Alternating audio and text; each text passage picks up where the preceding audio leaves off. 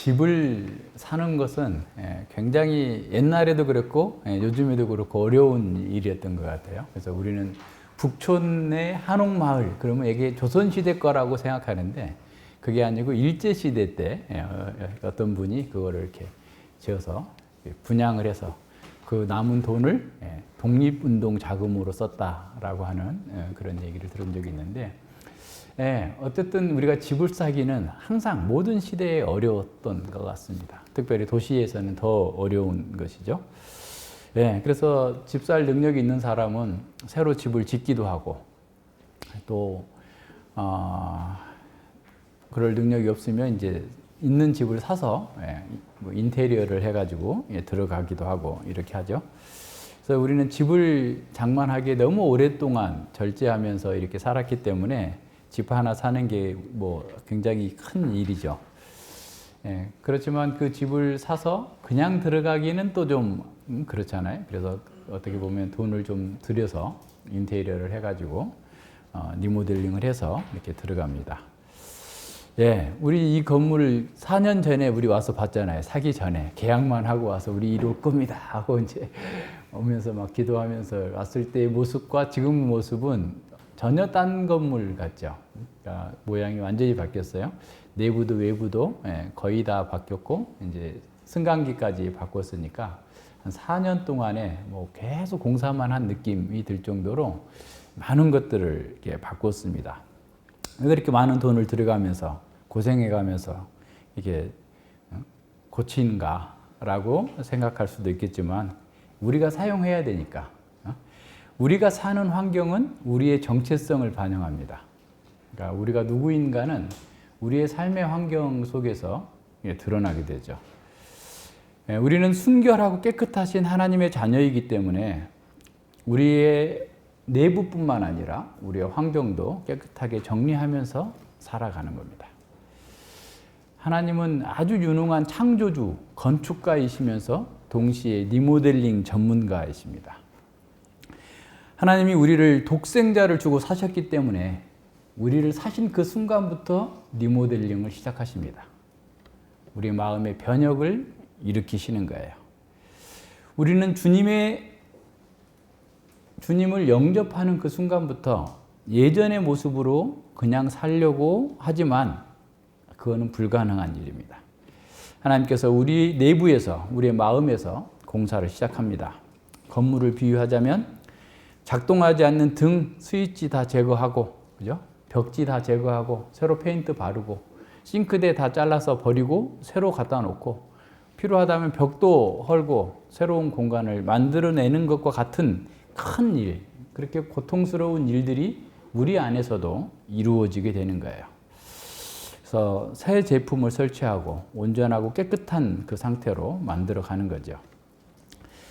그 고통은 우리 집을 고친다면은 몇 달, 한 달 정도면 아파트는 하지만 우리도 이 건물에 사람이 살고 있고 하니까 하고 싶어도 못했고 그래서 한 4년 정도 걸려가지고 이제 거의 마쳤는데, 그러니까 시간이 많이 걸리는 이 작업이죠.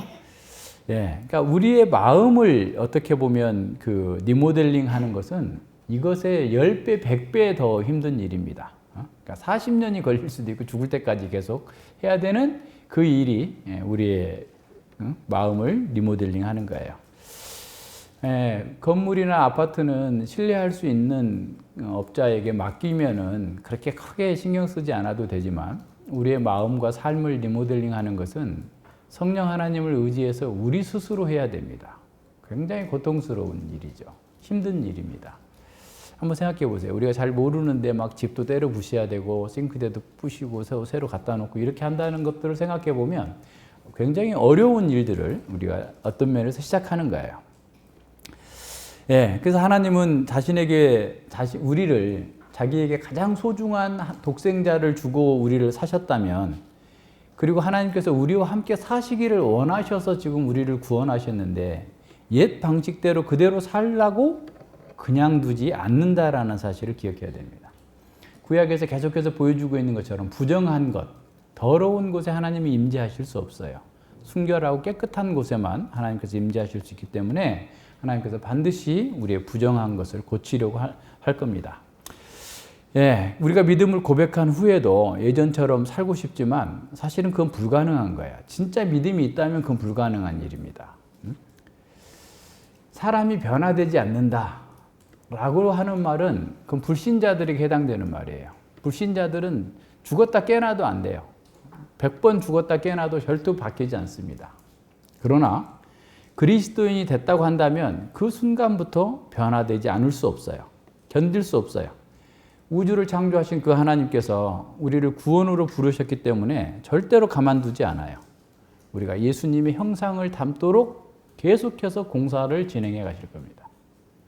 그래서 우리는 계속 나는 변화돼야 된다. 리모델링하는 삶을 살아야 된다. 라고 하는 것을 전제하고 살아야 돼. 나는 안 고칠래, 안 고칠래, 안 고칠래. 이러고 있으면 절대 안 바뀌어요. 그래서 하나님께서 엄청난 수고를 통해서, 투자를 통해서 우리를 지금 구원하시고 리모델링해 가고 계시는데 우리가 그걸 바뀌려고 해야죠. 그래서 우리의 마음과 외부를 다 바꾸기를 원하세요. 그래서 그 마음이 바뀌면 옛 습관대로 살지 않고 새롭게 살고자 하는데 마음이 안 바뀌어. 그냥 나는 이대로 좋사오니 라고 하는 생각에 그냥 머물러 있으면 안 바뀌려고 하는 거죠. 네. 그러니까 예전에 그 영국의 어떤 시골 마을에, 우리나라도 지금도 보면 어디 산골 오지에 전기가 안 들어가는 그런 데서 오두막집을 짓고 이렇게 사는 사람들이 있는데, 무슨 하여튼 몇 가구가 되면 한전에서 거의 무료로 이렇게 설치를 해주는데, 그게 안 돼서 자기가 어느 정도 비용을 부담해야 되니까 안 하고 그냥 전기 안 쓰고 촛불 켜고 그 등불 켜고 사는 사람이 있던데, 영국의 어떤 해변가 마을에도 딱 한 집이었나 봐요. 오두막에 한 집에 할머니가 살고 있는데, 영국은 부자 나라니까, 그러니까 아주 오래전에 한 100년 전에 그 전기 회사에서 전기를 다 이렇게 설치를 해줬다는 거예요. 그래서 이제 가봤더니 전기회사 검침원이 갔을 거 아니에요. 한 달에 한 번 갔는지 어쩐지 모르지만 갔는데 거의 계량기가 안 움직인 거야. 도대체 왜, 보통 전기를 막 보면 너무 신기하고 밝고 환하니까 그걸 다 쓰는데 이분은 안 쓴 거예요. 그래서 왜 안 썼습니까? 라고 물었더니 당연하죠. 촛불을 켜려고 할 때만 살짝 켰다가 촛불 붙이고 나서 껐어요. 그러면 전기가 있으나 마나지. 그죠? 그러니까 마치 우리가 그러고 있는 건 아니에요. 자, 믿음으로 들어왔으면 그 믿음의 빛 가운데에서 내가 변화된 삶을 살고 그 빛 가운데에서 행복한 삶을 살아야 되는데, 잠깐 예배당에 왔을 때만 불 켜고 집에 가면서 예배당 나가면서 불 끄고 옛날 방식대로 살고 이러면 구원해 주신 의미가 전혀 드러나지 않는 거잖아요. 예, 오늘 이 본문은 어떻게 보면 리모델링 된 사람과 안 된 사람, 겉으로는 리모델링이 됐는데 외모적으로는 교인인데 실제로는 마음은 리모델링 되지 않는 사람, 둘 다 리모델링 된 사람을 보여주고 있어요. 양과 염소라고 비교되고 있는 이 두 사람의 모습을 통해서 예수님께서는 최후의 심판을 아주 생생하게 우리에게 보여줍니다. 이 7번째 종말에 관한 비유는 앞서 23장의 7개의 화선포, 24장 35절까지 7개의 예루살렘의 그 멸망의 징조, 그리고 7개의 이제 예수님 오실 때까지 제자가 어떻게 준비해야 되는가에 대한 마지막 그 비유이죠. 근데 그 마지막 비유에서 또 마지막으로 최후의 심판을 보여주고 있어요. 굉장히 강조되고 있습니다. 5번째 가르침 단락이죠. 그 5번째 가르침 단락의 마지막에 또 마지막 심판 장면을 우리에게 보여주고 있습니다. 계속해서 나타나는 이런 상황 속에서 우리가 마지막 그 최종 심판을 바라보면서 어떻게 제자로서의 준비된 삶을 살아야 될 것인지를 보여줍니다. 예, 그 7개의 재림을 위한 준비 중에서 첫 번째, 두 번째, 세 번째는 깨어서 준비하라 하는 내용들이 중심을 이루었다고 한다면, 네 번째 단락에서부터는, 집주인 비유에서부터는 최종적인 심판의 장면들이 선언이 나왔어요. 그죠?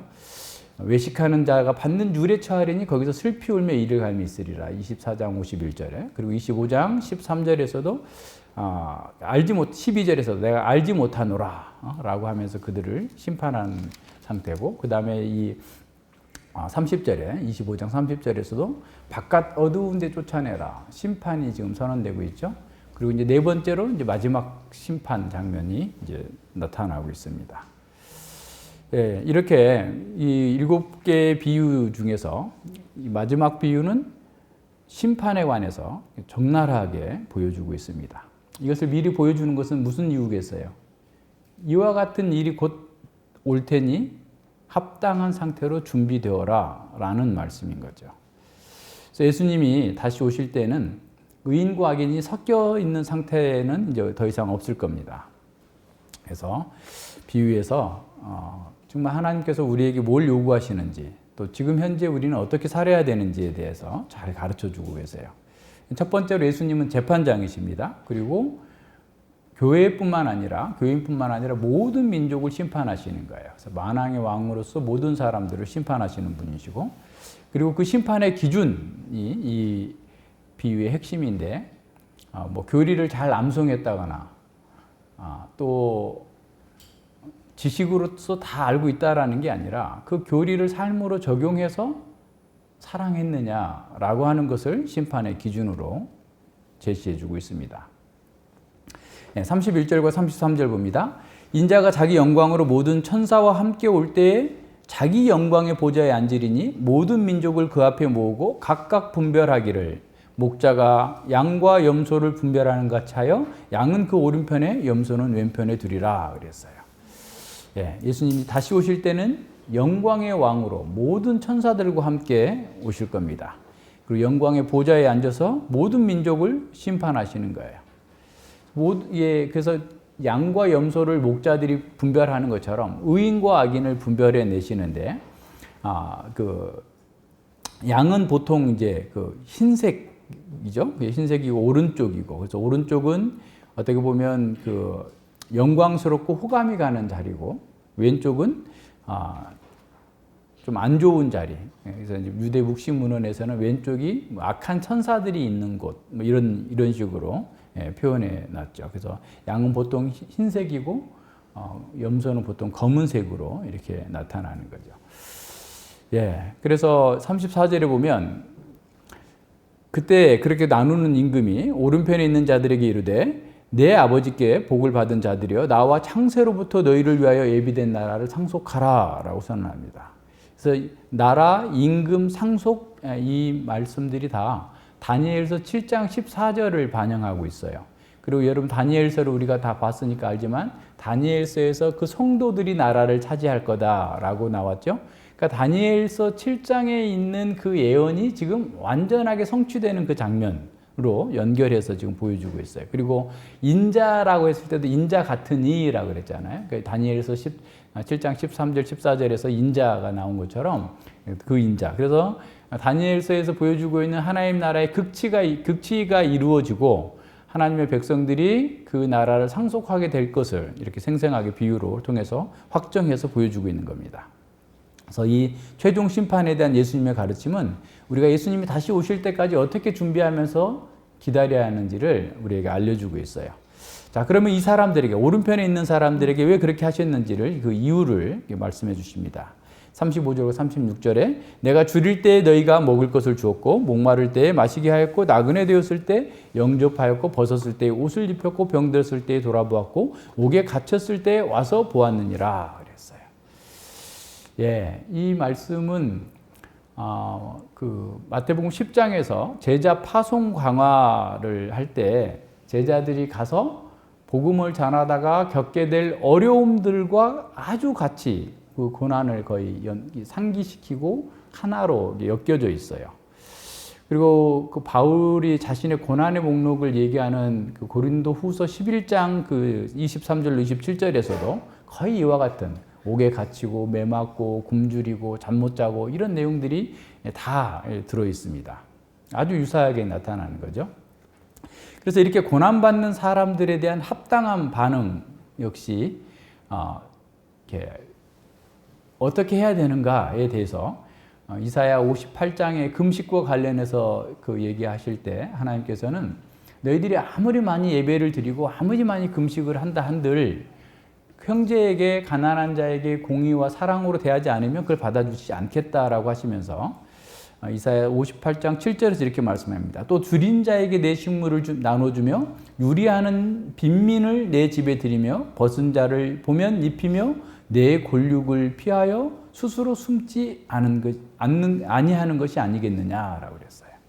그러니까 종교적으로 뭐 열심히 예배 드리고 뭐 대단한 어떤 활동을 한다 할지라도 실제로 공동체 안에 있는 형제들을 잘 돌보지 않으면 그거는 하나님께서 받지 않는다. 그 금식을 아무리 열심히 해도 하나님 왜 우리가 금식하면서 이렇게 예배를 하는데도 왜 듣지 않으시나요? 라고 했을 때 너희들이 그렇게 하지 않으면 우리는 듣지 않을 거야. 라고 말씀하신 것과 연관이 되죠. 더군다나 이 비유에서 특징적인 것은 이 목록이 4번이나 반복되고 있어요. 한 번만 하면 되잖아요. 이와 같이 했다, 이같이 했다 이렇게 말하면 될 텐데 이걸 계속 예수님이 한 번 말씀하시고 의인들이 한 번 말하고 악인들도 말하고 언제 그랬습니까? 언제 그랬습니까? 막 이렇게 나오는 방식으로 4번이나 이게 나왔다는 것은 굉장히 강조하고 있다는 사실을 보여줍니다. 제자에게 정말 중요한 것이 무엇인지를 각인시켜주는 주님의 방법입니다. 우리는 반드시 이 심판의 기준을 잘 기억하고 그 기준에 합당한 삶을 살아야 된다라고 하는 사실을 이렇게 강조해서 가르쳐줘요. 예. 그런데 이 말씀을 들은 예수님의 왼편에 있는 사람들도 들었죠? 기억해야 됐죠? 기억했겠죠? 그런데 행하지는 않은 거예요. 여기에 문제가 있습니다. 그래서 우리는 교리를 믿는 그 고백이 아니라 교리를 따라 사는 그 삶, 사랑의 삶을 통해서 하나님 나라를 상속받는다라는 사실을 기억해야 됩니다. 41절과 43절에서 왼편에 있는 자들에게 말씀하시는데 저주를 받은 자들아 나를 떠나. 그러니까 이들은 늘 예수님과 함께 있다고 생각했을 수 있어요. 마귀와 그 사자들을 위하여 예비된 영영한 불에 들어가라. 내가 줄일 때에 너희가 먹을 것을 주지 아니하였고 목마를 때에 마시게 하지 아니하였고 나그네 되었을 때 영접하지 아니하였고 벗었을 때에 옷 입히지 아니하였고 병들었을 때에 옥에 갇혔을 때에 돌아보지 아니하였느니라 그랬어요. 예, 그들은 영영한 사탄과 그 사자들이 들어가야 될 그 영원한 불에 들어가게 될 것이라고 선언하십니다. 예, 그들이 심판을 받는 이유는 주님을 고백하지 않았기 때문이 아니에요. 오히려 그들도 대단한 학문적 업적을 쌓았을 수 있고 사람들로부터 큰 대단한 목사라고 영광을 얻었을 수도 있습니다. 그런데 그들은 예수님의 사람들과 자신을 동일시하지 않았어요. 그들에게 긍휼을 베풀지 않았습니다. 여기서 예수님께서 말씀하시는 것은 행함으로 구원을 얻는다라는 말씀을 하시는 게 아니에요. 예수님께서는 이미 여러 번 앞에서 바리새인들과 율법주의자들의 그 구원관을 공격했죠. 그러니까 결의론적으로 어떤 율법을 지키면 의롭게 될 거라고 하는 그 모든 것들에 대해서 공격했어요. 그리고 사람이 어떤 의를 행한다 할지라도 스스로는 구원을 얻을 수 없다라고 선언하셨습니다. 오히려 예수님은 우리의 구원이 하나님이 베푸시는 그 사죄의 은혜 때문이라고 계속해서 가르친 거죠. 그러니까 의인을 부르러 오신 것이 아니라 죄인을 부르러 왔다라고 말씀하셨잖아요. 그래서 예수님은 율법의 의로는 결코 구원을 얻을 수 없었던 창기와 세리들에게도 구원을 선포하셨어요. 예, 그래서 예수님의 은혜를 입은 사람은 이제 그 은혜에 합당한 반응을 하게 됩니다. 그게 어떤 거냐면 선을 행함으로써 그 일을 하는 거예요. 그러니까 예수님의 은혜를 입었다면 예수님과 같은 동질의 삶으로 이웃들을 궁일이 바라보고 그들에게 필요한 것들을 공급해 주는 사람이어야 된다라는 거예요. 하나님의 뜻을 행하는 선행은 하나님 나라를 상속하는 그 근거는 아니라 할지라도 조건인 것은 분명하다라는 것을 알아야 됩니다. 그래서 우리는 믿음으로 구원을 받습니다. 그러나 그 믿음으로 구원을 받는다고 했을 때 그냥 믿음이 지식적인 동의로 끝나지 않는 거예요. 어떻게 그 믿음이 진정으로 구원 얻는 믿음인지는 아닌지를 어떻게 알 수 있느냐? 그것은 하나님의 뜻을 행하는 선한 열매가 있느냐라는 거예요. 이건 똑같죠? 산상수 마지막에서도 7장 13절 27절에서 좋은 열매를 맺어야 된다라고 말씀하셨잖아요. 그래서 믿음과 행위는 동전의 양면과 같아요. 하나예요. 그래서 믿음이 없는 행위는 무의미하고 방향성이 없어요. 그러나 행위가 없는 믿음 또한 공허합니다. 죽은 거예요. 그래서 야고보는 행함이 없는 믿음은 죽은 거다라고 선언했습니다.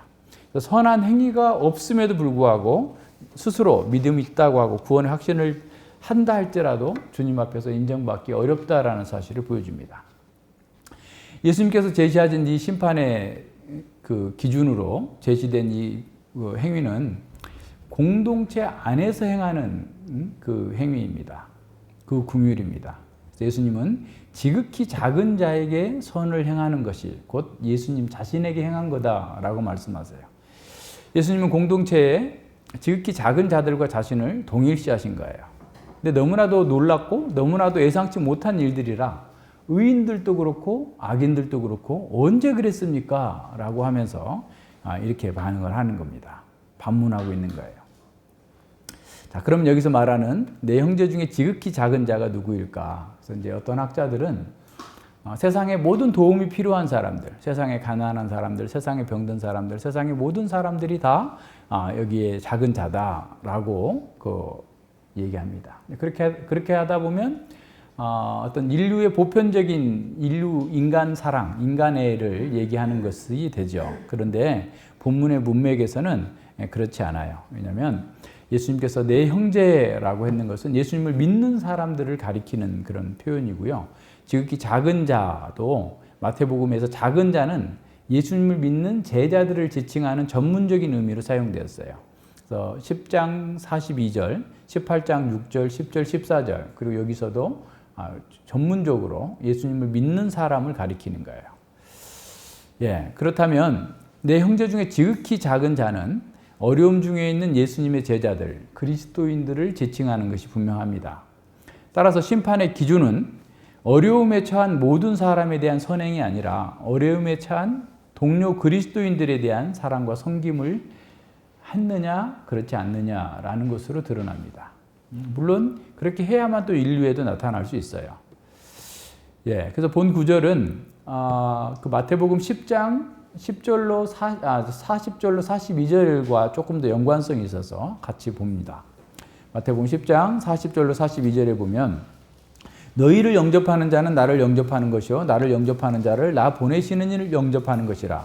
선지자 이름으로 선지자를 영접하는 자는 선지자의 상을 받을 것이요 의인의 이름으로 의인을 영접하는 자는 의인의 상을 받을 것이요 또 누구든지 제자의 이름으로 이 소자 중에 하나에게 이 소자 작은 자 지극히 작은 자에게 하나에게 냉수 한 그릇이라도 주는 자는 내가 진실로 너희에게 이르노니 그 사람이 결단코 상을 잃지 아니하리라 하시니라 그랬어요. 자, 이 말은 무슨 말이냐면 예수님의 제자들에게 제자들을 소자라고 그래요. 소자 중 하나라고 그런 거예요. 그러니까 예수님의 제자들은 예수님의 임재를 대표하는 사람입니다. 예수님은 그 제자들과 자신을 동일시하셨어요. 왜냐하면 제자들은 예수님이 맡겨준 그 사명을 수행하면서 사람들에게 그 복음을 증거하는 일을 하기 때문에 그래요. 그래서 예수님은 세상에 빛으로 오셨고 제자들은 이 빛을 증거하기 위해서 삽니다. 그러니까 이 빛을 증거하는 그 사람들을 있어야만 이 빛을 증거하는 사람들이 있어야만 세상은 밝은 가운데에서 사는데 그 사람들이 없어져 버리면 더 어두움 가운데 떨어집니다. 그럼에도 불구하고 사람들은 이렇게 놀라운 권위를 받고 주님의 그 영광을 나타내는 이런 제자들을 사역자들을 아주 작은 사람으로 보는 거예요. 그러니까 사람들은 큰 사람으로 보지 않고 작은 사람으로 봅니다. 그래서 여기서 지금 예수님께서 말씀하시고 있는 지극히 작은 자는 1차적으로 하나님의 복음 사역자들이에요. 하나님의 말씀을 전하는 사람들을 어떻게 대하느냐 이것이 1차적으로 소자에게 대하는 것으로 기준으로 연결이 됩니다. 그러니까 말씀을 듣지 않는 사람들에게 다른 것을 기대할 수 없어요. 예수님께서도 어떻게 할 수 없어요. 그거는. 어떻게 안 듣는 사람을 때 떠나지 강제로 믿게 하신 적이 없어요. 기적을 행하시면서도 마찬가지예요. 근데 오늘날 목회자들이 스스로 큰 자가 되려고 해요. 작은 자가 아니라. 근데 큰 자가 되려고 하는 사람들은 하나님 나라를 상속받지 못하는 역설에 빠지게 됩니다.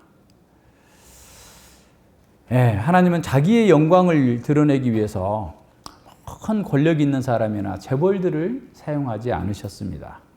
예수님은 처음부터 큰 자가 아니라 작은 자들을 제자로 부르셨어요. 지극히 작은 자들을 제자로 받아들이시고 섬기는 일을 통해서 사람들이 하나님께 대한 그들의 태도를 시험하시는 겁니다. 이렇게 작은 사람이 전하는 복음을 듣고 네가 믿겠느냐? 라고 하는 거예요. 이 작은 자가 전하는 복음을 따라서 순종하는 사람은 상을 얻겠지만 작다고 전하는 사람이 작은 자기 때문에 그 복음을 순종하지 않는 사람들은 하나님 나라의 상을 얻지 못합니다. 여기서 우리의 소유가 많든 적든 사회적인 지위가 높든 낮든 그건 상관하지 않아요.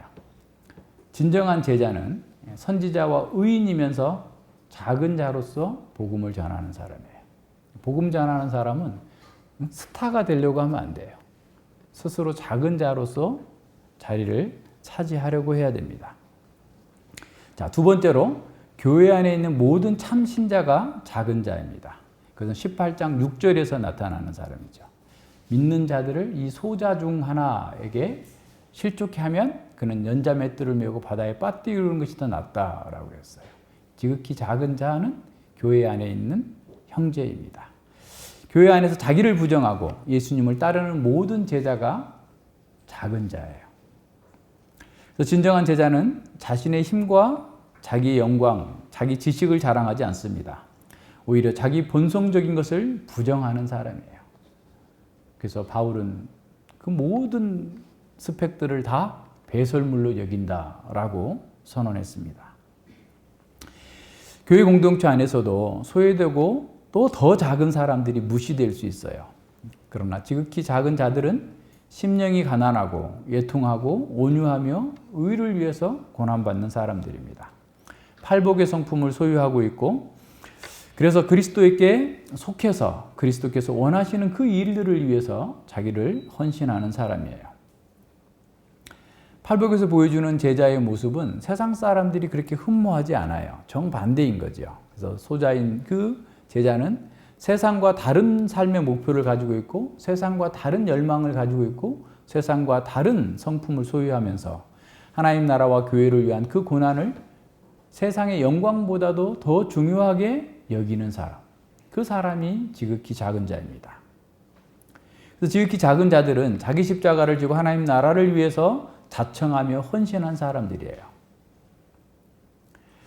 이 작은 자들은 죽음과 고난을 두려워하지도 않고 당당하게 다른 사람들은 다 넓은 길로 가면서 멸시할지라도 좁은 길로 갑니다. 교회 안에서 큰 자로 자처하는 사람들은 자기 지혜로 살 길을 찾으려고 위기가 왔을 때 도망치지만 작은 자들은 고통과 죽음 앞에서도 굴복하지 않습니다. 자기 부정을 하지 않는 사람은 아무리 친절하고 자상한 외모를 가졌다 할지라도 작은 자가 아닙니다. 교회의 직분을 맡아서 대단한 일을 이루었다 할지라도 자기를 부정하지 않는 사람은 작은 자가 아니에요.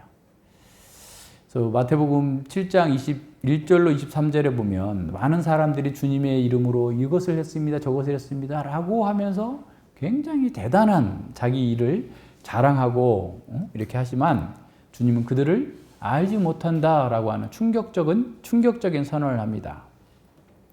그래서 우리가 기억해야 될 것은 교회의 일을 많이 한다고 그래가지고 대단한 어떤 성과를 이뤘다고 그래서 그 사람이 하나님의 일을 한 것으로 여길 수 없을 수 있다라는 거예요. 그래서 우리가 무엇을 하든지 우리의 동기가 중요하고 우리가 왜 그것을 하고 그것이 궁극적으로 하나님께 영광이 돌아가고 있는지를 살펴야 됩니다. 그런 면에서 잘 점검해야 됩니다. 자, 예수님은 교회 안에 있는 지극히 작은 자들, 자기 부정하는 사람들, 겸손한 사람들을 예수님처럼 대하라 라고 말씀하세요. 예수님이 이 땅에 오셔서 그 하나님 나라를 이루셨지만 예수님은 큰 일을 하고 큰 업적을 하기 위해서 대단한 어떤 이벤트를 하고 다닌 게 아니었어요. 그냥 가난하고 연약하고 부족한 사람들, 병든 자들 친구가 되어줬고 그들을 구원하시고 하나님의 뜻을 이루기 위해서 죽음의 길도 당당하게 나아갔습니다. 예수님은 소외된 자들을 친구로 받아주셨고 당시 사회의 통념을 깨뜨리는 방식으로 그들과 동일시하셨어요. 당시 식사를 함께 하는 것도 계속 봤지만 그와 함께 같은 지위를 나눈다고 그러니까 죄인들과 식사하는 것 때문에 바리새인들이 얼마나 분노했는지 몰라요. 그건 체신에 맞지 않는다라는 겁니다. 자, 우리를 한번 점검해 봅시다. 우리는 교회 안에 있는 형제를 예수님처럼 대하고 있습니까? 지금부터는 그렇게 해야 돼요. 우리 안에 있는 모든 사람들을 우리는 예수님이라고 생각하고 그들을 존귀하게 대해야 됩니다. 말씀을 전하는 사역자가 예수님의 일을 대신하고 있다고 여기고 있는지 점검해 봐야 됩니다. 우리도 작은 자로서 그리스도를 대표하고 있다는 생각을 하고 있는지, 그리스도를 대표하는 제자로서의 삶을 살고 있는지 점검해 봐야 됩니다. 주님의 제자로서 살기 위해서 우리가 겸손하게 헌신하고 있는지, 우리의 기도와 우리의 물질로 하나님 나라를 위해서, 소자들을 위해서 섬기고 있는지 한번 점검해 봐야 됩니다. 자, 예수님께서 우리가 작은 자들을 어떻게 대하시는지를 다 보고 계세요. 지금도 보고 계십니다. 우리의 마음도 살피고 계십니다. 그분이 우리가 행한 대로 갚아주실 거예요. 척박한 환경에서 고군분투하면서 하나님 나라의 복음을 전하는 사역자들, 그리스도인들을 우리는 어떻게 대하고 있습니까? 우리의 마음과 태도를 점검해 봐야 됩니다. 우리는 하나님의 가족이면서 예수님이 지극히 사랑하시는 그 작은 자들을 사랑하는 사랑으로 섬기고 있는가? 그것이 우리의 믿음의 증거이자 심판의 기준이 됩니다. 그렇게 사랑으로 교회를 섬기는 자들은 인류에 대한 보편적인 사랑도 실천할 수 있어요. 생명을 존귀하게 여기게 하고 믿지 않는 사람들도 도울 수 있는 사람들이 됩니다. 자, 이렇게 사랑을 실천하기 위해서도 여전히 자기 부정을 해야 돼요. 그러니까 자기 부정은 자신의 잘못된 것들을 부정할 뿐만 아니라 하나님의 뜻을 이루기 위해서도 자기 부정을 하는 거예요. 그러니까 자기 부정 그 자체가 목표가 아니고 주님의 뜻을 이루기 위해서는 자기 부정을 해야만 되기 때문에 그런 거예요. 그래서 C.S. 루이스는 전에도 본 것처럼 자연적인 자아를 거부하는 일, 성경의 강한 표현을 빌자면 자연적 자아를 십자가에 못 박는 일이 영생으로 가는 여권이다 그랬어요. 하나님 나라로 가는 여권이 뭐냐? 자기를 부정해야 된다. 여권이 없으면 출국을 할 수 없잖아요. 다른 나라에서 받아주지도 않잖아요. 자기 부정이라고 하는 여건이 없으면 하나님께 나아갈 수 없다는 거예요. 죽지 않는 것은 그 어떤 것도 부활하지 못할 것입니다 라고 그랬어요. 자기중심적인 삶을 사는 사람은 자기중심성을 어떤 면에서 십자가에 못 박지 않는다면 우리는 영생으로 들어가는 그 문을 통과할 수 없는 겁니다. 그래서 자기 부정이라고 하는 이 하나님 나라 여권을 가지고 있는 소자는 다른 사람들 또한 그 동료 소자들을 알아보는 거죠. 여권의 색깔이 다른 것처럼 중국은 주황색, 한국은 뭐 청록색으로 바뀐다고 그랬는데 녹색 뭐 이렇게 하고 미국 여권은 어떻고 색깔이 여권마다 다른 것처럼 자기 부정을 한 사람은 자기 부정한 사람도 알고 자기 부정하지 않는 사람도 알게 돼요. 어떻게 알게 될까요? 삶을 통해서 그 열매가 드러나기 때문에 알게 되는 겁니다. 모르는 사람은 모르겠지만 그러니까 이걸 분별하지 못하면 교회는 세상과 같아져 버려요. 왜냐하면 작은 자들은 자꾸 밀려나게 되고 스스로 큰 자라고 하는 사람들이 모든 걸 주도하게 되니까 문제가 됩니다. 모든 사람이 큰 자가 되기를 원하고 큰 자인 척하는 시대에 아무도 알아주지 않는 그 자리에서 하나님 나라와 교회를 섬기는 작은 사람, 예수 그리스도와 그 작은 사람들을 자기와 동일시하는 그 사람이 진정으로 복받은 사람입니다. 작은 자들도 그들과 동일시하면서 주님께 받은 은혜를 감사로 돌려드리는 거예요. 그래서 은혜는 감사를 낳아요. 하나님의 은혜를 깨달았다 하면 그것은 감사로 나타나게 되어 있습니다.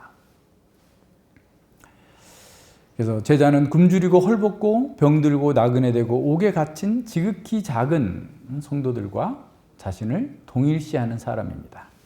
그래서 히브리서 10장 32절로 35절에 보면 전날에 너희가 빛을 받은 후에 고난의 큰 싸움에 참은 것을 생각하라. 그러니까 예수님을 믿고 난 후에 엄청난 핍박이 있었어요. 유대인들로부터 큰 핍박이 있었는데 그걸 잘 참았어요. 그럴 때 그 참는 것 속에 비방과 환난으로서 사람에게 구경거리가 되고 혹 이런 형편에 있는 자들로 사귀는 자 되었으니, 그러니까 비방과 환난과 사람들이 구경거리가 될 정도로 고난 속에 있는 사람들을 버리지 않고 그들과 함께 서서 그들과 함께 울고 함께 고통을 당했다는 거예요. 사귀는 자 되었으니 너희가 갇힌 자를 동정하고 너희 산업을 빼앗기는 것도 기쁘게 당한 것은 더 낮고 영구한 산업이 있는 줄 알미라. 그러므로 너희 담대함을 버리지 말라. 이것이 큰 상을 얻느니라. 그렇게 주님을 사랑하고 주님을 위해서 일한 그 작은 자들과 동일시한 그것이 너희에게 큰 상이 될 거다라고 말씀하고 있습니다. 고난 중에 있는 작은 자들, 사람들에게 배척당하고 소외당하면서 업신여김을 당하는 자들을 돌아보고 자신과 동일시하는 것은 곧 주님의 사랑을 경험했다고 하는 가장 확실한 증거입니다. 그들은 더는 사람을 외모로 보지 않습니다. 그들은 믿음 안에 있는 모든 사람을 주님처럼 바라보면서 그들을 섬기는 것을 특별한 선행으로 생각하는 것이 아니라 당연한 일로 생각하는 거예요. 그러니까 그거 했다고 기억도 하지 않는 거예요. 내가 언제 그랬습니까? 내 할 일을 한 건데, 그죠? 그러니까 우리가 전에 그 구제할 때 오른손이 하는 걸 왼손이 모르게 하라라고 했는 거 어떻게 그렇게 할 수 있나요? 내가 한 게 아니고 주님께서 나에게 주셔서 내가 주님의 일을 이루었을 뿐입니다. 라고 하는 자기 중심성이 사라져 버린 거예요. 그렇게 해야 자기 생각이 나지 않는 거죠. 내가 저 사람을 내가 어렵게 도와줬는데 뭐 나를 어쩌고저쩌고 이런 생각하고 있으면, 그걸 치부책에다 그려놓고 있으면 그거는 하나님께 상을 받을 수 없어요. 그래서 은밀하게 보는 하나님 앞에서 살아라는 거예요. 그러니까 이런 사람들, 제자들은 그렇게 한 거죠. 예, 그리고 이것을 특별한 헌신과 사랑으로 자기가 많이 수고했다라고 생각하지 않고 주님을 섬기는 특권으로, 감사함으로 그 일을 했다라고 생각을 하면서 기뻐하는 사람입니다. 자, 예수님의 이 마지막 강화에서 가르침으로 주어진 양과 염소의 비유가 가르치는 교훈은 명확합니다. 하나님 나라를 상속받는 제자는 주님께 받은 은혜에 대한 그 반응으로서 작은 자들을 사랑으로 섬긴다는 거예요. 그러니까 은혜에 대한 반응인 거예요. 예수님이 교회와 자신을 동일시하신 것처럼 은혜 받은 사람도 자신과 교회를 동일시합니다. 교회의 가장 작은 자와 자신을 동일시합니다. 참된 신앙 고백은 사랑의 열매로 나타나게 되어 있어요. 그래서 예수님은 왼편에 있는 자들이 신앙 고백이 잘못됐다라고 말씀하지 않아요. 너 삼위일체론이 틀렸기 때문이야. 너 구원론이 틀렸기 때문이야 라고 말씀하지 않으셨어요. 그들은 개혁신학에 정통하고 요리문답을 다 암기했을 수도 있습니다. 그들은 개인적인 경건 훈련에 온 힘을 쏟았을 수도 있어요. 교회에 많은 헌금을 냈을 수도 있습니다. 큰 일을 기획하고 대단한 성과를 냈을 수도 있습니다. 그래서 그들은 주님의 선언에 깜짝 놀랄 수밖에 없어요. 주여, 우리가 어느 때에 주의 줄이신 것이나 목마르신 것이나 나그네 되신 것이나 벗으신 것이나 병드신 것이나 옥에 갇히신 것을 보고 공양치 아니하더이까. 우리 그런 적 없는데요 라고 얘기하는 거예요. 예, 이 사람들은 무엇이 문제였을까요? 그들도 신앙을 고백한 교회의 회원이었습니다. 하지만 자기 부정을 하지 않았기 때문에 주님의 뜻을 행하지 않은 거예요. 은혜를 헛되이 받았고 그 은혜를 세귑거리로 바꿔버린 사람들입니다. 제자는 무엇보다도 자기를 십자가에 못 박은 사람입니다. 자기를 부정한 사람만이 리모델링이 시작되는 거예요. 예수님의 성품을 담게 됩니다. 예수님의 성품은 어떤 훈련 프로그램이나 광요로 되지 않습니다. 거룩한 삶의 비결은 우리의 마음에 있어요. 제자는 자기 마음이 얼마나 부패한지를 알고 자력으로 스스로 구원할 수 없는 존재라는 사실을 압니다. 그래서 주의 말씀을 받을 때 정죄받는다 할지라도 거부하지 않고 순하게 받는 거예요. 오히려 정죄받을수록 회개하면서 은혜 안으로 들어가는 거죠. 시편 141편 5절에서 말씀한 것처럼 의인이 나를 칠지라도 은혜로 여기며 책망할지라도 머리에 기름같이 여겨서 내 머리가 이를 거절치 아니할지라 저희의 재난 중에라도 내가 항상 기도하리로다. 저희들이 악을 계속 행하는 중이라도 자신은 주님께 기도하면서 살 거다라는 거예요. 의인의 책망을 받고 살 거라는 거예요. 쓰라리고 아픈 질책마저도 하나님의 은혜로 여기는 사람이 자기를 부정한 사람입니다. 때로는 애매히 고난을 겪을지라도 그 사람이, 그 상황이 하나님께서 나를 하나님의 형상으로 바꿔놓으시는 인생 막대기라고 여기면서 자기를 돌아보는 사람이에요. 강설의 말씀을 하나님의 말씀으로 순하게 받고 뼈아픈 질책과 책망도 은혜로 여기는 사람이 소자입니다. 계획교회는 강설을 그래서 1차적인 권징이라고 불러요. 그래서 부드러운 마음을 가진 사람들, 그 사람 안에서 말씀과 성신의 역사로 그리스도의 형상으로 리모델링 되어가는 거예요. 또한 선을 행하면서 교통을 겪더라도 주님을 생각하면서 인내하는 사람입니다. 주님의 말씀을 받고 실천하는 사람이 지극히 작은 자를 주님처럼 사랑하면서 섬길 수 있어요. 외모로 보지 않아요. 양과 염소의 비유가 가르치는 심판의 기준은 예수님께서 이 땅에 오셔서 몸소 행하시고 가르쳐 준 것과 또 동일합니다. 그래서 제자들도 그렇게 살았고 바울도 그렇게 사는 거예요. 우리가 종말의 심판 자리에서 평가될 그 시험 문제가 공개됐어요. 오픈북이에요. 이제 우리가 답을 작성해야 돼요. 거기 가서가 아니라 지금 매일매일 우리는 이 주님의 심판 날에 그 선언을 바라보면서 답을 작성해야 됩니다. 그렇게 하도록 주님께서 우리를 부르셨고 교회를 주셨어요. 그렇게 하도록 성령께서 말씀으로 우리를 리모델링해 가고 계시는 거예요. 어떻게 해야 될까요? 우리의 마음을 리모델링해서 예수님을 닮도록 해야 돼요. 예수님의 가족이면 지극히 작은 자를 사랑으로 섬겨야 된다라는 당위성이 있고 그것이 너무 당연한 거예요.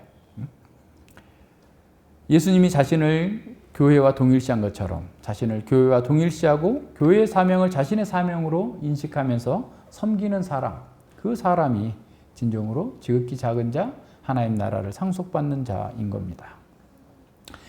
구약 백성들은 성전을 향해서 순례하면서 이렇게 노래했죠. 형제와 연합하여 동거함이 어찌 그리 선하고 아름다운고. 우리말로 조금 더 잘 맞게 번역하면 보라 얼마나 아름다운가, 보라 얼마나 즐거운가. 형제들이 어울려 지내는 그 모습, 그 공동체의 모습이 이렇게 아름답다라고 하면서 보라라고 외치고 있는 거예요. 순례의 길을 가는 사람들이. 이렇게 노래하면서 순례의 길을 떠났던 사람들이 다 완전한 사람들만 모였기 때문에 그렇지 않아요. 그런 게 아니에요. 모든 형태의 사람들이 다 있었죠. 그죠? 그러니까 한 부모 밑에서 자란 아이도 다 다르잖아요. 그것처럼 다 다른 사람들이 모여 있었지만 함께 사랑으로 연합하고 긍휼히 여기면서 사는 그 모습이 세상의 그 어떤 나라, 어떤 단체에서 볼 수 없는 그런 아름다운 모습으로 나아가고 있다는 사실을 고백하면서 노래하고 있는 겁니다. 우리도 부모, 자녀들이 그냥 계속 싸우는 것처럼 교회 안에서도 다툼이 있을 수 있고 어려움이 있을 수 있어요. 그건 당연한 겁니다. 뭐 이상한 일은 아니에요. 그러나 서로 긍휼히 여기는 마음으로 예수님과 내가 싸워서 되겠어요? 나에게 가장 큰 사랑을 주신 예수님과 내가 싸워서 어쩌자는 거예요. 그죠? 근데 예수님과 우리 형제를 예수님이 동일시하는데 내가 형제를 치면 예수님을 치는 거예요. 세상 사람도 하나님의 형상으로 지음받았기 때문에 세상 사람이라도 저주하면 하나님을 저주하는 거예요. 우리는 그런 마음으로 사는 사람들입니다. 그렇게 살아야 돼요. 그래서 어려운 일이 있다 할지라도 우리는 잘 인내하면서 사랑으로 반응을 해야 돼요. 장애인 자녀를 둔 가정은 굉장히 어렵잖아요. 근데 그 어려움 때문에 가족들이 더 사랑하는 거야.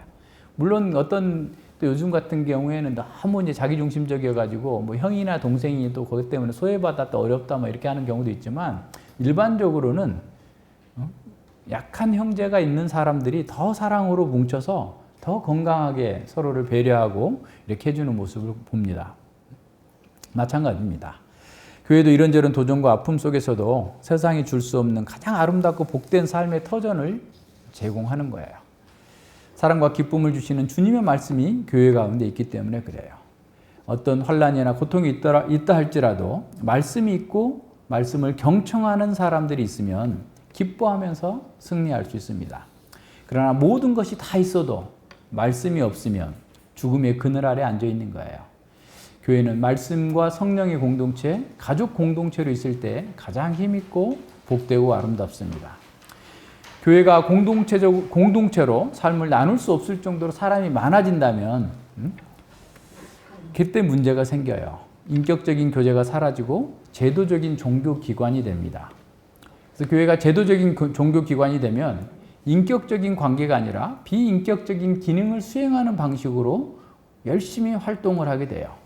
그래서 많은 사람들이 좋아할 만한 거대한 비전과 상상력을 이렇게 사로잡는 그런 목표를 세웁니다.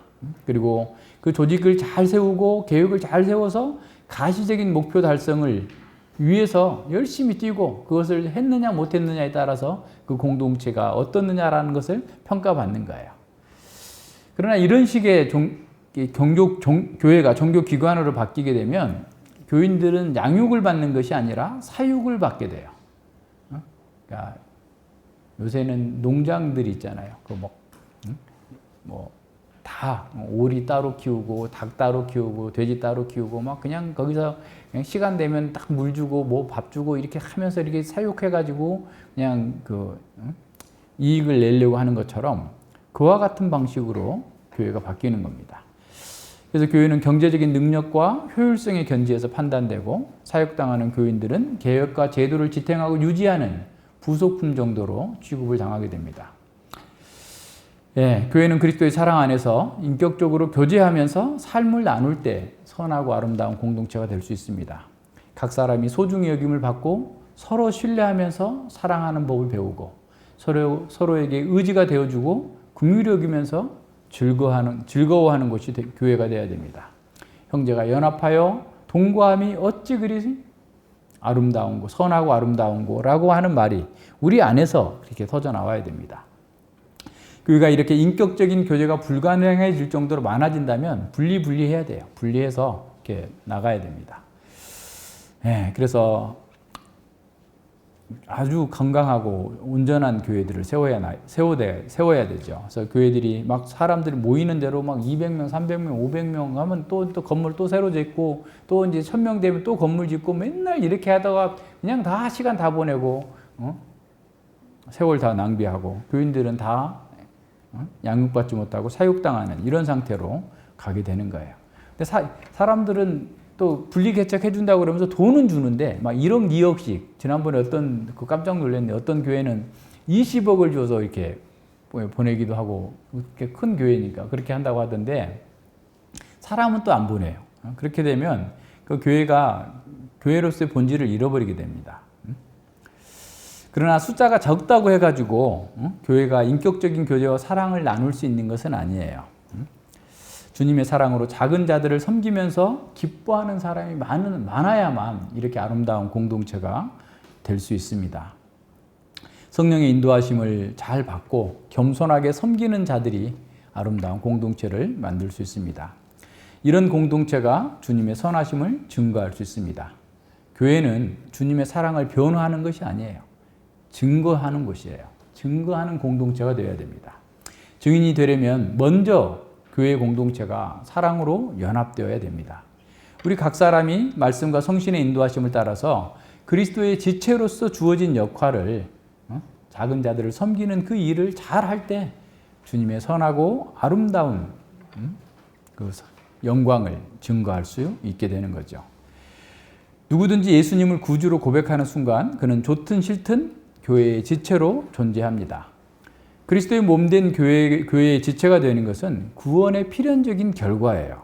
구원 받았는데 나는 교회의 지체가 아니야. 교회 안 갈 거야. 이런 사람은 진짜 구원 받았는지 알 수 없는 사람입니다. 자, 인간으로 태어난 이상 엄마 아빠가 있었을 거 아니에요. 그죠? 가족이 있잖아요. 인간으로 태어났으면 어쨌든 가족이 있는 거나 마찬가지로 하나님의 사람으로 거듭났다고 한다면 교회와 무관한 사람이 없어요. 다 교회 안에 있어야 되는 거예요. 그래서 교회의 지체가 되는 것은 믿음을 고백하는 사람들에게는 마치 생명의 탯줄과 같아요. 성령께서 교회를 통해서 영적 생명을 유지하고 성장시키기 때문에 그렇습니다. 또한 우리가 믿는 그 순간 우리는 의식하지 못할지라도 교회의 지체가 되어서 성령 안에서 하나님의 가족들과 교제하게 되는 거예요. 그래서 교제하는. 그래서 처음 만났는데 우리 할머니들은 처음 만나 지하철에서도 그냥 뭐 온 가족 얘기, 자식 얘기 다 이렇게 하는데 예수님 믿는 사람은 처음 만났어도 그죠? 그냥 오랜 친구처럼 같이 얘기하고 교제하고 또 사랑하고 확 이렇게 왜? 성령께서 그 속에 계시니까 이렇게 할 수 있는 거예요. 그게 진정한 교회입니다. 그래서 우리는 교회의 지체가 되어서 성령 안에서 모든 하나님의 백성들과 교제할 수 있는 거예요. 우리는 주를 고백하는 수많은 형제 자매와 가족의 사랑을 나누면서 사랑하면서 살아가는 거예요. 육신의 가족보다도 더 진한 사랑을 하면서 나아갈 수 있습니다. 그리스도인은 누구도 하나님의 외동아들이나 외동딸이 될 수 없어요. 모든 사람이 다 하나님의 자녀들이기 때문에 우리는 교회 가운데 있어야 된다는 거예요. 고립된 그리스도인이라는 말은 성경에 개념조차 없습니다. 진정한 기독교는 내면의 어떤 종교적 수용을 위해서 고독한 은둔 생활을 하라고 가르치지 않아요. 성경은 마음을 비우라고 하지 않고 말씀과 성령으로 충만하라고 가르칩니다. 어디 따로 떨어져 가지고 무슨 수행하는 것처럼 묵상기도 한다고, 관상기도 한다고 그렇게 하는 거 아니에요. 참된 기독교가 아닙니다. 성령 하나님은 거듭난 신자를 교회의 지체로 살게 하십니다. 교회는 성령과 말씀의 공동체로 서로 섬기는 사람이에요. 믿는 순간부터 우리는 대가족의 일원이 됐다라는 사실을 기억해야 됩니다. 우리 가족 안에 있는 형제 자매가 모두 훌륭한 사람만 있는 것은 아니죠. 우리가 믿는 순간에 갑자기 천사처럼 되지 않는 것처럼 형제 자매도 다 약점이 있고 부족한 점들이 있습니다. 어떤 사람은 변화를 거부하면서 괴짜처럼 행동하기도 하고, 어떤 사람은 지혜가 없어서 어리석은 상태로 계속 시간을 보낼 수도 있고, 전기가 돌아서도 그냥 잠깐만 켜고 계속 그냥 어둠 가운데 촛불 켜고 있는 것처럼 그렇게 사는 사람도 있어요. 때로는 다른 사람이 고통을 주면서도 자신이 잘하고 있다고 생각하는 사람도 있을 수 있습니다. 그러나 그 사람이 주님의 말씀으로 주님 안에서 거듭났다고 한다면 그는 우리의 형제 자매입니다. 그래서 주님은 바로 그런 어린 신자들이, 소자들이 자라도록 먼저 성장한 사람들, 우리가 그들을 사랑으로 섬기라고 말씀하시는 겁니다. 우리가 그들의 리모델링을 돕는 자가 되도록 옆에서 섬기라라는 거예요. 그래서 히브리서 10장 24절로 25절에서 서로 돌아보아 사랑과 선행을 격려하며 모이기를 피하는 어떤 사람들의 습관과 같이 하지 말고 오직 권하여 그날이 가까움을 볼수록 더욱 그러하자 그랬어요. 그리하자. 그들을 섬기는 것, 바로 주님을 섬기는 겁니다. 뛰어난 사람이나 훌륭한 사람을 섬기는 것은 어려운 일이 아닐 수 있어요. 왜냐하면 존경하니까 그렇게 섬길 수 있어요. 하지만 자기 앞감당도 못하는 어린 성도를 책선하며 섬기는 일은 보통 일이 아닙니다. 힘든 일이죠. 하지만 어린 동생을 돌보는 것이 부모님에 대한 사랑을 표현하는 것처럼 어린 성도들을 사랑으로, 온유로 인내하면서 섬기는 것이 또한 하나님의 사랑을 받은 사람이라는, 하나님을 사랑한다고 하는 확실한 표지가 됩니다. 그래서 하나님을 사랑하기 때문에 하나님이 사랑하시는 그 작은 자들을 사랑하는 겁니다. 더 나아가서 우리는 현재 하나님 나라를 위해서 고난받는 자들을 예수님처럼 섬겨야 합니다. 복음을 가지고 나아가서 정말 복음 때문에 가난하고 병들고 나그네 된 자, 심지어 감옥에 갇힌 그 사람들을 섬기는 것이 또한 우리의 의무입니다. 주님을 위해서 고난당하면서 일하는 지극히 작은 사역자들을 귀하게 여기고 긍휼을 베푸는 사람이 작은 자, 제자입니다. 세상은 그런 사람들을 경멸하고 조롱할 줄 몰라도, 또 심지어 교회 안에 있는 사람들도, 교만한 자들은 그 작은 자들을 무시할 수 있습니다. 그러나 예수님을 주로 고백하는 사람이 그분의 말씀을 전하는 사람을 멸시하는 것, 말이 안 되는 거죠. 모순되는 일이지만 이런 일들이 비일비재하게 일어나고 있어요. 예수님은 우리에게 이런 모순된 일이 교회에 항상 있을 거라는 사실을 가르쳐 줍니다. 교회 안에 염소가 섞여 있을 것이고 종말의 심판 때까지 염소 같은 교인들이 자기 실상을 파악하지 못한 채 계속해서 휘젓고 다닐 거다라고 하는 사실을 가르쳐 줍니다. 염소 같은 자들은 자기 부정이 없는 명목상 신자들입니다. 그들은 작은 자가 자기를 섬기는 것은 당연하게 여기면서 여러 가지 여기면서 이런저런 주장을 하려고 해요. 자기 손아귀에 두려고 합니다. 그들은 주님의 이름을 부르고 경건한 외모를 꾸미지만 주님을 사랑하지는 않습니다. 교회와 성도를 섬기는 자가 아니라 주관하려고 합니다. 하나님의 말씀을 지식으로는 받지만 삶으로는 실천하지 않기 때문에 항상 배우나 진리의 지식에 이르지 못합니다. 그런 사람은 지식을 섬기는 도구가 아니라 자기를 높이면서 다른 사람을 지배하고 자기 이익의 도구로 사용하고자 합니다. 이게 참 큰 일입니다. 이게 아무리 가르쳐도 가르침을 받은 사람들이 이 상태로 있는 것보다 그 고통스러운 일은 없어요. 그들은 주님이 아니라 자기 배를 섬겨요. 자기 이익을 섬기기 때문에 자기에게 이익이 될 만한 사람들에게는 굽실거리지만 이 작은 자들은 자기한테 이익이 되는 게 아니라 부담이 되니까 무시합니다. 이렇게 사람을 외모로 판단하는 사람들의 섬김은 사실은 위선일 뿐이죠. 한다 할지라도 그건 위선적인 겁니다. 그래서 토마스 아퀴나스는 이렇게 말합니다. 스스로를 다른 모든 이들보다 낮은 자에 나은 게 아니라 낮고 열등한 존재로 보게 될 때까지 성도로서 어떤 거룩한 진보나 성화도 이루어냈다고 생각하지 말아야 된다. 얼마나 놀랍습니까? 우리는 자꾸 누구보다 좀 낫다, 누구보다 낫다 이런 식의 생각을 하게 되는데 그런 생각 자체가 그건 거룩하면서 진보될 수 없게 만드는 상태다. 진보할 수 없다라고 얘기합니다. 교만한 사람은 자기가 지혜롭다고 착각하기 때문에 목표적인 권명과 지도도 받지 않으려고 합니다. 오히려 자신의 생각과 사상을 가르치려고 드는 거죠.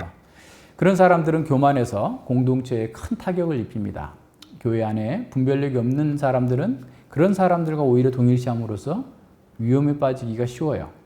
그래서 누구와 동일시하느냐가 그가 주님의 오른편에 있느냐 왼편에 있느냐를 보여줄 수 있습니다. 앞서 계속 얘기지만 제자는 외모로 보지 않아야 돼요. 학력이나 재산이나 직업으로 사람을 평가하지 않아야 돼요. 지극히 작은 자는 세상의 그 어떤 악한 자들보다 자신이 더 큰 죄인이라는 사실을 압니다. 그래서 항상 신중하고 항상 겸손하게 주님을 따르려고 합니다. 그리고 교회의 지도를 잘 받으려고 하죠.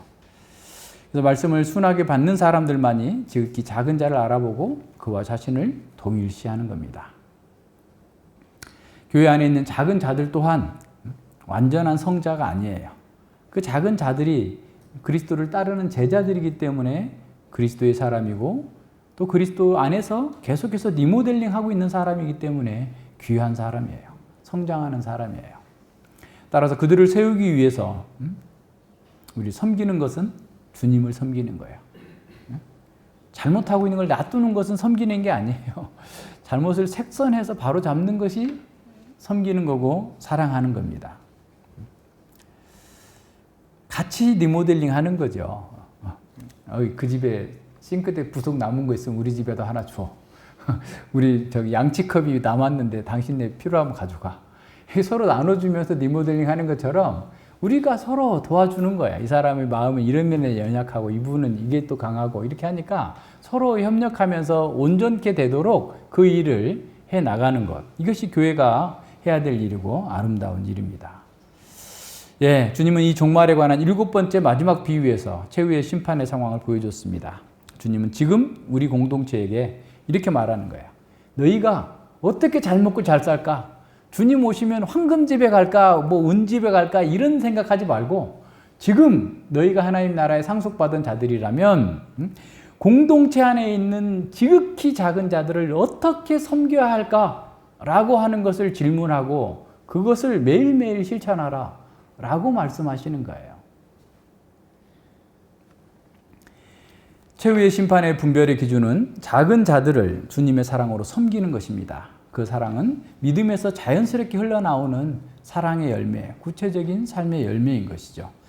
하나님께서 우리에게 주신 은사와 달란트는 서로 섬기라고 주시는 거예요. 그래서 우리는 서로 섬기면서 하나님의 사랑을 전하라고 하는 사명을 받았어요. 그래서 우리는 서로에게 예수님의 말씀으로 권면할 수 있어야 돼요. 서로에게 권면해 줘야 돼요. 우리는 하나님의 말씀을 선포하고 그리스도의 희생을 공유하는 제사장들이에요. 그래서 본 해퍼는 이렇게 가르쳤어요. 하나님은 당신의 말씀을 사람들의 입에 넣어 주심으로써 사람들이 서로 교제하게 하신다. 다시 말하면 말씀이 없으면 교제가 없어요. 인간적인 교제만 있는 거지 진정한 영적인 교제, 성도의 교통과 교제는 없다는 말이에요. 성도가 하나님의 말씀을 통해서 감명을 받으면 다른 사람에게 그 말씀을 전달하게 된다. 여러분 그렇죠? 말씀을 깨달으면 말하고 싶잖아요. 우리 김용 형제님 소감은 보고 우리 너무 기뻤잖아요. 깨달은 바를 말하고 싶은 거에 사실인 거예요. 그래서 구원 받으면 입이 열려요. 입이. 이사야 35장에서 말하는 것처럼 귀가 열리고 입이 열려요. 자기가 받은 은혜를 말하지 않을 수 없어요. 그게 너무 자연스러운 거예요. 그렇게 하는 것을 통해서 다른 사람을 돕는다는 거예요. 예, 그게 전달되면 하나님은 형제된 성도의 입으로 고백된 증거를 통해서 우리가 그분의 살아 역사하시는 말씀을 찾고 발견하도록 한다. 그러니까 형제가 그 깨닫고 경험한 그 체험을 통해서 그 말씀의 진리됨을 확인하고 기뻐하고 나도 강해진단 말이에요. 그게. 그러므로 성도는 하나님의 말씀을 전달해주는 다른 사람이 필요하다. 그러니까 성도의 교제가 있어야만 힘을 내서 이렇게 갈 수 있어요. 나아갈 수 있단 말이에요. 더욱이 믿음 가운데 거하지 못하고 용기를 잃을 때마다 성도는 다른 사람과의 교제와 도움이 필요하다. 인격적인 교제가 있어야만 그 속에서 벗어날 수 있고 하나님의 그 시각을 다시 회복할 수 있게 된다는 말입니다. 그 이유는 진리 없이는 스스로 자신을 도울 수 없기 때문이다. 그러니까 우리가 어떤 문제에 처해 있든 간에 진리로서 그 문제를 해결할 수 있는 치료제이기 때문에 그렇다는 거예요. 이처럼 성도는 하나님의 구원의 말씀을 전해주고 나타내주는 믿음의 형제가 꼭 필요하다는 거예요. 성도는 오직 예수 그리스도 때문에 믿음의 형제가 필요하다. 그리스도를 알기 위해서 또 그리스도를 위해서 살기 위해서 그리스도의 영광을 위해서 우리는 형제가 같이 있어야 된단 말이에요. 성도는 자신의 마음 안에 있는 그리스도의 형제된 성도의 증거 안에 자신의 마음 안에 있는 그리스도의 형제된 성도의 증거 안에 있는 그리스도의 그러니까 성도는 자기 마음 안에 있는 그 진리가 그리스도의 형제가 보여준 그 진리보다는 미약하다라는 말이 이 말이 좀 그 번역이 조금 그런데 성도는 자신의 마음은 불확실하지만 형제의 증거는 확실하기 때문에 그걸 통해서 취업되고 위로를 받고 격려를 받고 더욱더 담대하게 나아갈 수 있단 말이에요.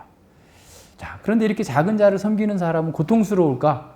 아닙니다. 진정으로 자유한 사람입니다. 그는 자아로부터 세상의 권력과 힘으로부터 사단으로부터 해방된 사람이에요. 그래서 그는 그 자유를 육체의 기회로 삼는 것이 아니라 사랑으로 종노릇하고자 하는 거예요. 그래서 그 작은 자는 섬기는 사람은 교회의 작은 자를 섬기는 것을 압제나 강요라 또 자기가 손해보는 일이라고 불평하지 않아요. 불평하는 사람은 아직도 진정으로 그리스도인의 자유, 그리스도의 그 은혜를 경험하지 못했음을 보여줍니다. 그리스도의 사랑을 경험한 자유인은 교회와 성도를 섬기는 일을 불평하지 않아요. 오히려 특권으로 생각하고 감사함으로 감당하게 됩니다. 섬기는 자유인은 창세로부터 예비된 그 하나님 나라를 지금 여기서부터 누리는 복된 사람인 거예요. 그러니까 에덴 동산에서 섬김으로써 하나님 나라의 복을 누렸잖아요. 그 복을 우리는 그리스도 안에서 다시 지금 누리게 되는 거예요. 그래서 우리는 사랑으로 서로 섬김으로써 영원한 생명을 지금부터 여기서 누린다는 사실을 기억해야 됩니다. 더 나아가서 우리의 자유는 아직도 죄와 사망 가운데 갇힌 자들을 해방하시는 성령님의 도구가 돼요. 우리가 어떤 섬김의 자유를 가질 때, 섬김으로 자유를 사용할 때, 사랑으로 종노릇할 때 아직도 죄와 사망 가운데 있는 사람들에게 이 구원의 복음, 구원의 하나님을 알게 해주는 성령의 도구가 됩니다. 우리의 섬김 없이는 죄와 사망에 사로잡힌 불쌍한 영혼들에게 하나님의 사랑을 보여줄 수 없습니다. 우리는 종말의 심판에 대한 기준과 해답을 명백하게 받았어요. 몰랐어요. 안 가르쳐줬어요. 여러분 그렇게 말할 수 없어요. 이제. 우리만 가진 이 큰 특권입니다. 예수님이 교회와 동일시하신 것처럼 우리가 교회와 동일시해야 됩니다. 그러니까 교회아라는 말이 그 말 아니에요. 교회와 동일시된다. 교회의 지체로 산다라는 말이 그 말이잖아요. 예수님이 사랑하는 사람과 동일시하는 거예요. 하나님 나라를 상속받은 사람은 예수님과 동일시하는 사람입니다. 그 사람은 예수님의 마음으로 작은 자를 사랑합니다. 우리가 예수님과 동일시 되었다면 우리 전인은 예수님의 손발이 되어서 그 작은 자들을 섬기게 됩니다. 이제 더는 오른편과 왼편 사이에서, 양과 염소 사이에서 머뭇하면 안 됩니다. 즉시 행동해야 됩니다. 더는 미루지 말고 거룩한 리모델링을 통해서 적극적으로 작은 자들을 사랑하는 삶을 살아야 됩니다.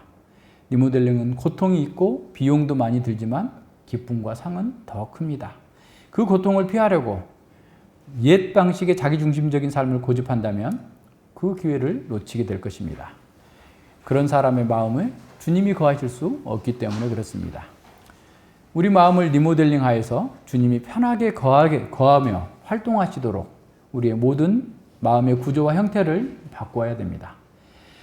우리 몸을 주님의 교회를 섬기는 거룩한 도구가 되도록 훈련하고 재정비해야 돼요. 우리 몸으로 하나님께 산 제사로 드리는 거예요. 몸은 빼고 마음만 있으면 되고 영혼으로만 드리는 게 아니고 우리 몸이 움직여져야 됩니다.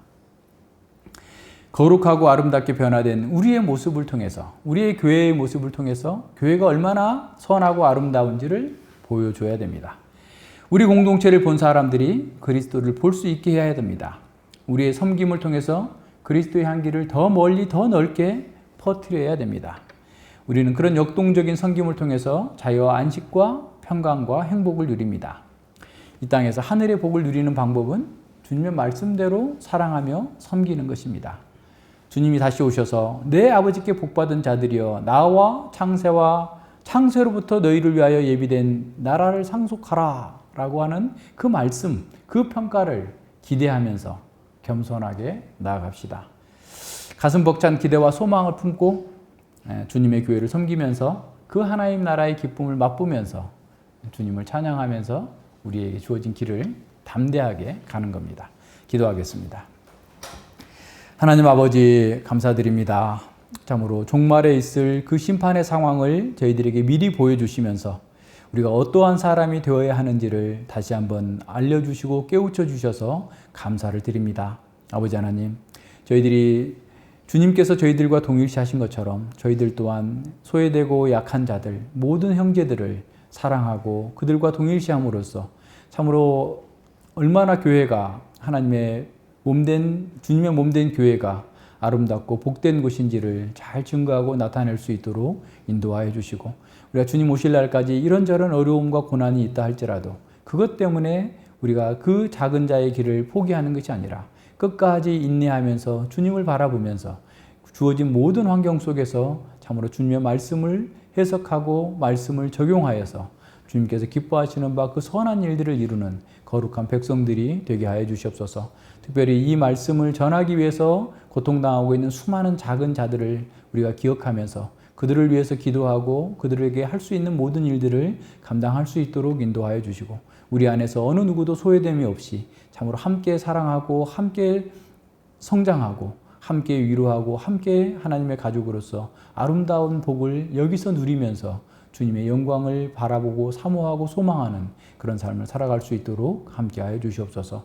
감사드리며 예수님 이름으로 기도드립니다. 아멘.